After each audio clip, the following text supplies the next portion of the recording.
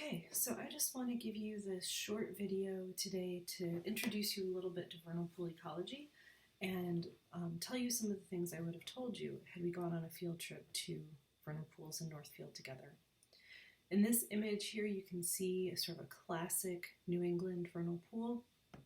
A vernal pool is defined as a spring pool or a body of ephemeral water, a temporary body of water.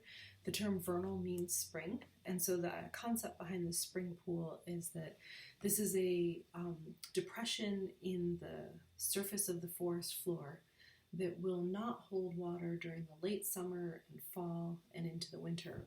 But as snowmelt begins to accumulate, the melting snow water as well as spring rains will sort of run into this depression and create a temporary pool. So these pools fill in late winter and they usually persist through midsummer and then disappear again to be refilled by the following year, the snow. However, in Massachusetts, we also have a legal definition of a vernal pool, and that legal definition basically just means it's being used by obligate vernal pool breeding species. And so it doesn't actually have to disappear as long as the body of water is being used by obligate breeders. It's considered a vernal pool which can be protected with state status in the state of Massachusetts. So this is one of the vernal pools that we would have visited up in Northfield. And this pool is actually at its center, at its deepest point here, probably about 6 or 7 feet deep. We typically go out on this pool using a canoe because it's deep enough and large enough to do so. And I have also seen this very same pool look like this in August.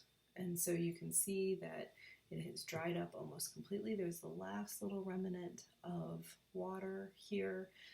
Vegetation is encroaching in that last little bit of water, and that's all that's left. And so there are some really strong benefits to the species that use vernal pools for breeding, but there's also this cost, which is that the water is going to dry up and go away. And so those animals have to complete their entire larval development from egg to adult and metamorphosis before that water dries up. Okay. So as I mentioned, the vernal pool is often defined as much by the animals that use them as by the size or temporariness of the water. And so we define vernal pools in the state of Massachusetts with this obligate breeding species requirement. And so those species that are obligate breeders are species that require these ephemeral waters to reproduce. And the most important thing about these vernal pools or ephemeral waters is that they remain fish-free. So these species, if they were to lay their eggs in a body of water that contains fish, they would almost certainly have their entire reproductive effort consumed. So they actively seek out and require bodies of water that don't contain fish. So some of those pools might be temporary in that they dry out once a decade or once every 15 years.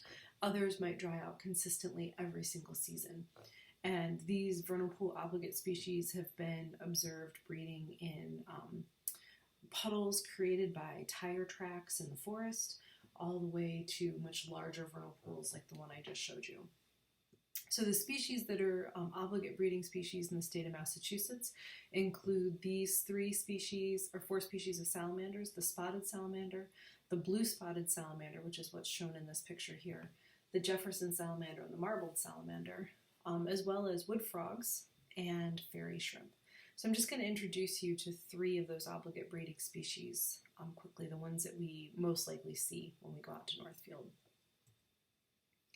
So this here is the spotted salamander, and the spotted salamander is the most common vernal pool obligate breeding salamander in Massachusetts.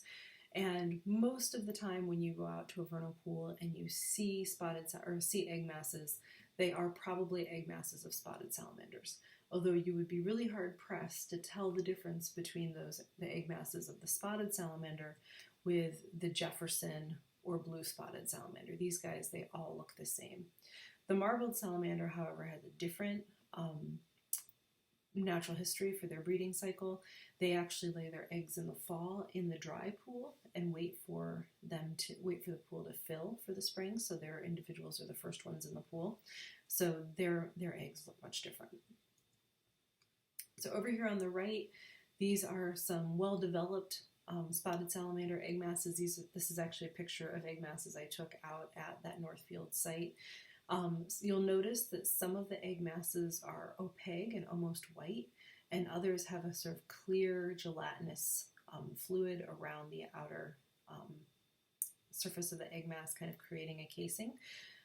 This is just sort of polymorphism or phenotypic variation between individuals. We have not, as scientists, been able to figure out any particularly strong benefit to being an opaque mass or clear mass.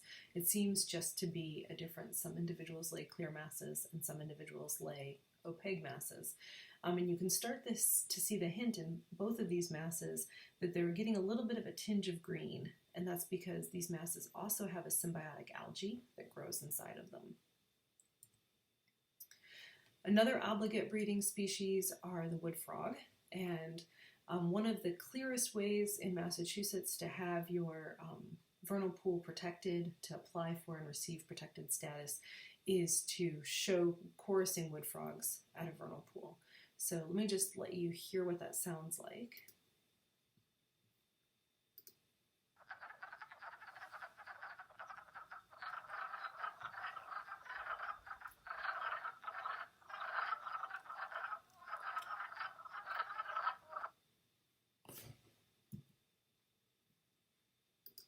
Okay, so if you are walking through the forest in this time of year, early spring, late winter, and you hear that sound, you know you have wood frogs chorusing.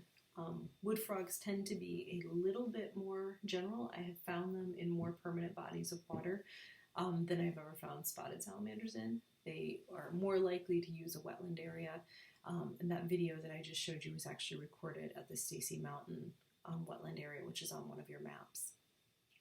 So kind of showing you the different life cycles up here in the upper right-hand corner. This is a raft of wood frog eggs, and so many individual wood frogs have laid their egg masses. Each one of these individual masses is from one individual couple, and then they lay them in an accumulation together. You can actually see these two are attached to this stick, and they're starting to come out of the water and dry out. You can see many egg masses in this one area. And then those egg masses will hatch and all of the larval tadpoles will swim out. And here's a tadpole in closer focus up in the upper left-hand corner. And then this is an adult female here. And I know that this is an adult female because she has a swollen abdomen. She still contains her eggs and is sort of large and red in color. The males tend to be darker during the breeding season. But all wood frogs are easily identifiable by this masked appearance on the face. So they have this dark stripe that runs through the nostril and through the eye with a light stripe immediately below it.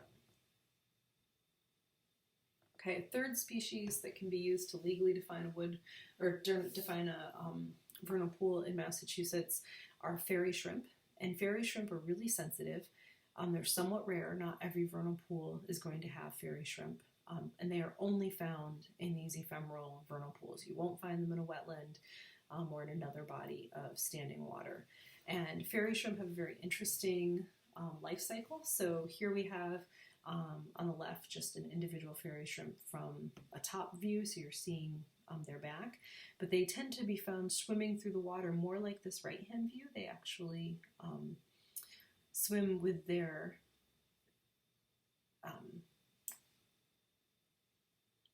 they swim by flipping their tail here and moving their legs, and they kind of scoot through the water. And you can see that this individual here has a brood pouch, and that brood pouch contains eggs. And so the female individual will carry the eggs, and the male individual will not. Those eggs that are laid are very a hard, protected, cased egg, and it's referred to as a cyst. And those eggs are dormant when they're laid. So the eggs are going to be dry and they're going to be encased in this protective coating. And And they will lay those eggs at the bottom of the pool, and then when the pool dries out, the adult fairy shrimp will just die.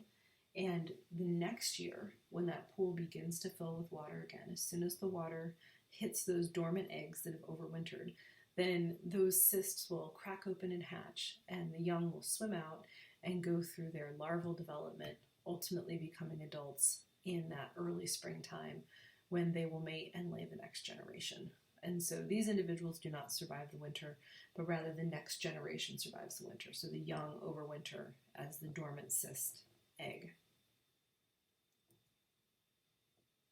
Also, in any vernal pool, you will see a diversity of species of algae, which are essential for the development of the larval forms of the tadpoles, as well as many other species. And those algae also feed many of our microcrustaceans, and so there's just several species of microcrustaceans shown here. All of these guys will be swimming in the water column and provide a really important food source, particularly for the spotted salamander larvae as they develop. And then over here is a tray full of mosquito larvae and hatching larvae, also from that Northfield site. So if you go out to that Northfield site in another couple of months, it is quite a mosquito heaven. Okay, so one of the things that we often get to see when we go on a field trip to a vernal pool is amphibian reproduction. And so I want to just give you a little bit of an overview of amphibian reproduction. Reproduction in these vernal pool obligate breeders, whether we're talking about the salamanders or wood frogs, is triggered by temperature and precipitation. Usually a heavy rain, like a real soaking rain, where the temperature overnight is 40 degrees Fahrenheit or above. And so they require this sort of warm-ish, above freezing spring rain. And the more intense that rain is, the more it will trigger individuals to come up out of the soil that they've been hiding in over the winter. And so they will, triggered by this temperature and precipitation, come up out of the forest and head to the vernal pool that they have settled down in. They will go to the same vernal pool every year. They will often travel past other vernal pools in order to get to the pool that they have gone to every single year. Most of these individuals produce fairly large quantities of young, and they're going to lay all of those eggs, leave their young as eggs in the pool, and then they're going to go back to the forest. So the next, several days later, or the next nice heavy rain at the right temperature, there'll be a migration back to the forest where all of the adults head back to the forest. And often, if the vernal pool requires individuals to cross a highway or a major road, like in Amherst down by the Cushman Market, there will be volunteers who perform bucket brigades, pick individuals up and put them in buckets and carry them across the road. And often they do that for the migration to the pool, but forget that the animals then have to come back from the pool as well. Once the animals or the adults have left, the eggs are just going to be there in the water, and they are going to develop based on the temperature and environmental conditions of the water, and then they will hatch as larvae, and they will go through their entire larval phase and metamorphosis into adults in that pool. And if they don't reach that adult phase before the pool dries out, then they will probably suffocate and die in the last little puddle of water as the pool is drying out. So there's a bit of a time contingent and a race to get through this developmental phase before the pool dries out. Okay, these are wood frogs shown here, and like the toads in the previous slide, these frogs are shown in amplexus. And amplexus is the mating position of frogs and toads. Male frogs and toads have super enlarged thumbs, as you can see in this image over here. And those enlarged thumbs allow them to clasp their hands together and hold on to the female. And so this male will find a female and grab on, and will often hang on to her for hours, if not days, until she's ready to lay her eggs. And you can see this female has still not laid her eggs. She has a nice broad belly full of eggs there. And when she lays the eggs will be deposited into the water, and the male will deposit his sperm into the water above those eggs. And so most of the eggs will be fertilized, but certainly some might be missed because the sperm are swimming through the water to find the eggs. So fertilization in frogs and toads is completely external. When wood frogs lay their eggs, they tend to lay their eggs together. So each one of these masses, like this one here, and this one here, and this one here, belongs to a single wood frog. And they have all laid their eggs together in this one aggregation. And this aggregation is particularly tight. The egg masses are almost indistinguishable from each other. And this is important for two reasons. The first is that this helps to produce what we call predator satiation, which means that more eggs are laid than could possibly be reasonably consumed by a predator who came across this egg mass. And predators include things from things like salamander species and leeches to some birds and other macroinvertebrates that might be in the water. And so hopefully if you have a nice big raft, which is what this mass of wood frog eggs is called, then they will be dense enough that no single predator could really make a huge dent in the overall mass.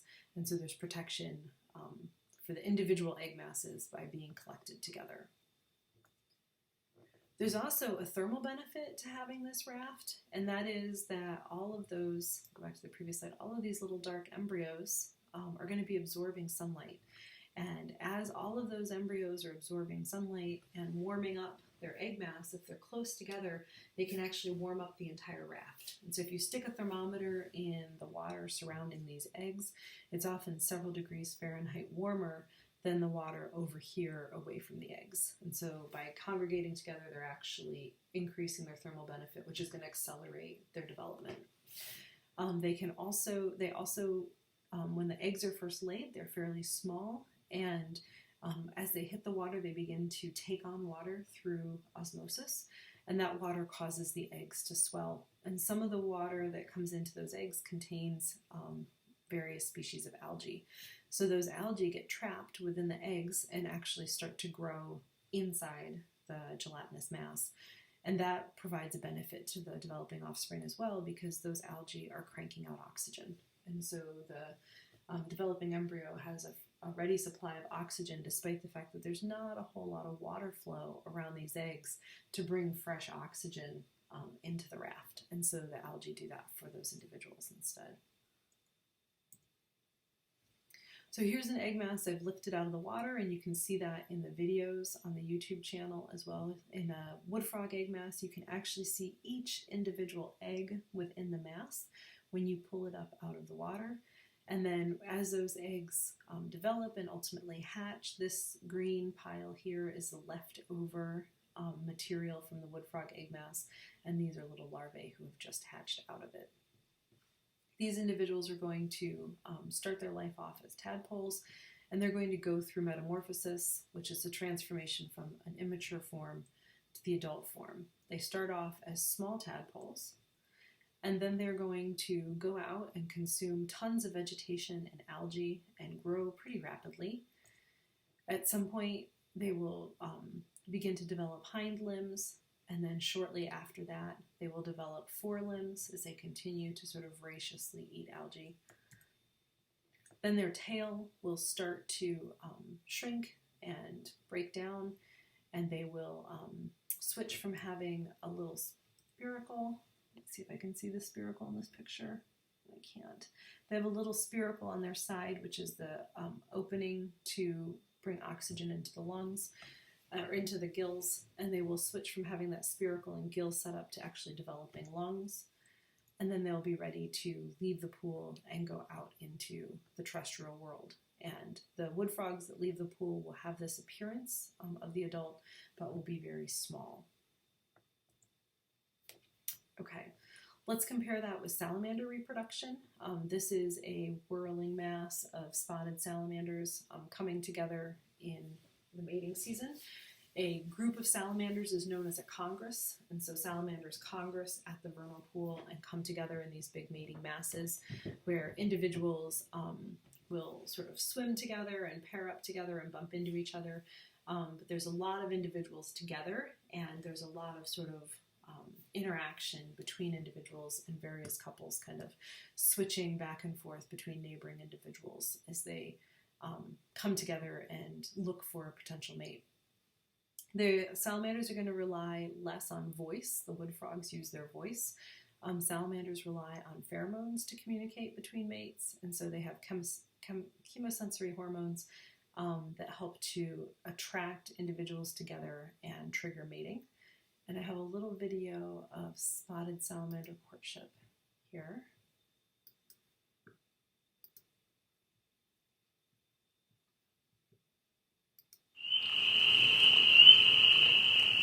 You can hear spring peepers in the background of this video. You can see that the salamanders have to surface and gulp air before they go back down into the mass. And I'm just going to skip forward here a little bit to where it zooms in.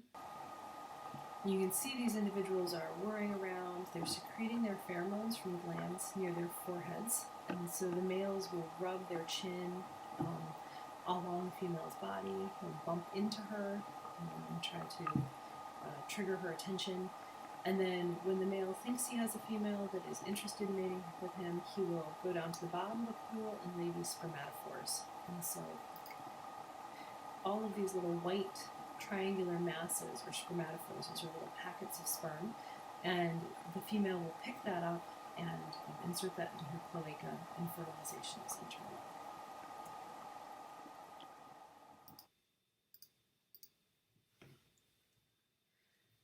And I have a video also of that.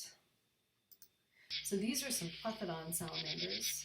They are not the spotted salamanders we were just looking at, but these plethodon salamanders use a similar mating process, and so they're going to, the male wiggles his tail.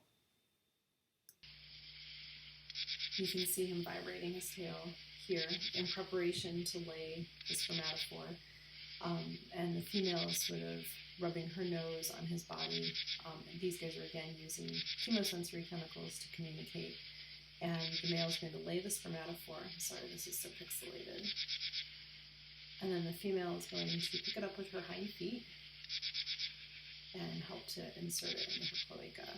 So she's not using this foot here. And so fertilization will be internal.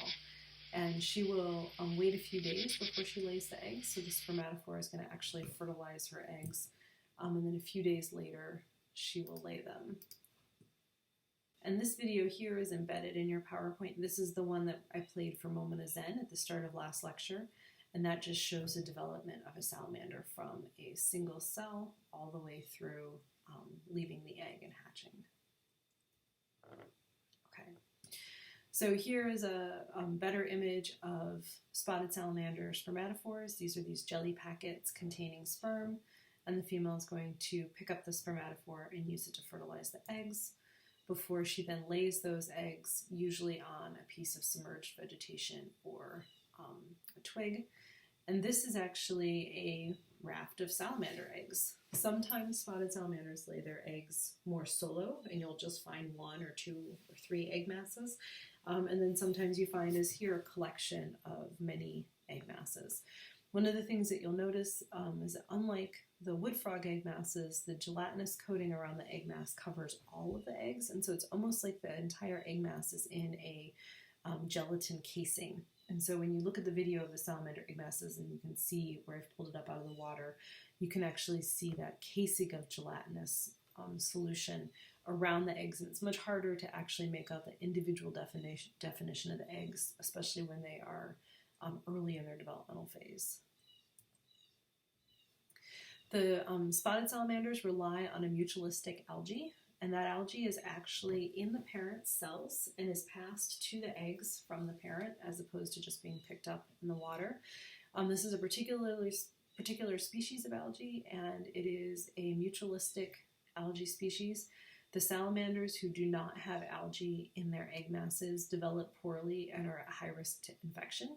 And algae that is outside of the salamander egg mass forms a dormant cyst and actually waits in the water until it can be reunited with its mutualistic partner, and does not grow actively when it's separate from the salamander. So this is a pretty tight mutualistic relationship. And much like with the wood frogs, the algae is going to be providing oxygen for these gelatinous coated eggs and providing some nutrition for those salamanders during their early development. And so you can see these little embryos developing in these egg masses. And then in this bottom right-hand picture here, you can see the individual beginning to hatch. So salamanders, when they first come out of the egg, have these external gills for breathing. And so they're going to be relying on these gills, and that's going to be their source of oxygen. And then unlike the tadpoles who go forth and eat algae, the salamanders are little carnivores. They're going to be eating mostly those microcrustaceans and other organisms that are sort of floating in the water column, as well as things like mosquito larvae and annelid worms and things that they pick up off of the floor of the pool. As the salamanders get ready to go through metamorphosis, they're going to lose their external gills and instead develop their lungs, and they're going to start to take on their adult form. And this individual is ready to leave the pool. And so that's sitting on a penny there to give you a sense of size. They're much, much smaller than the up to 12-inch long adults that they will ultimately become. But this is the size that they are when they leave the pool and head off to the forest to move to their terrestrial life. They will spend almost all of the rest of their life in the forest, except for when they return to the pool for a few days in the spring to mate. These guys can live 12 to 20 years, and they may only mate once every 3 years, and so they may not go to the pool every single spring. Some other species that you might find at the vernal pool are things like the eastern red-spotted newt. If you find a newt in the vernal pool, it's probably going to look like this adult here, although you may find newt larvae or juveniles before they head to their terrestrial time. Newts are not vernal pool obligate species. They are generalists. They will breed in wetlands. They will breed in ponds. They will breed in any puddle that they come to. But you frequently find them, and I caught them both my vernal pool visits this spring. I caught more newts than anything else. So you want to make sure that you see them. And many of you are probably familiar with this red F version. This is the juvenile newt. They can stay in this terrestrial form for anywhere between 2 and 8 years. So they're going to start off as a larvae that hatches in a pool. They're going to leave the pool as a small terrestrial form. This terrestrial form will rapidly turn orange, like this individual here, and then they will wander the forest in this orange form for somewhere between 2 and 8 years before they morph into their adult form, and this is actually the adult form here. So this is an adult male. I can tell that by the size of his hind limb. And this adult male then will live an aquatic life, spending most of its time in ponds and wetlands, which is why they're more likely to be breeding in those waters that exist year-round, because they actually are living in those waters year-round, although sometimes they will venture out to these temporary waters in search of new mates. And this is just to show you spotted salamander individuals in case you find them. This is how you tell them apart. This individual here on the right is a female. She's got a large pear-shaped body full of eggs.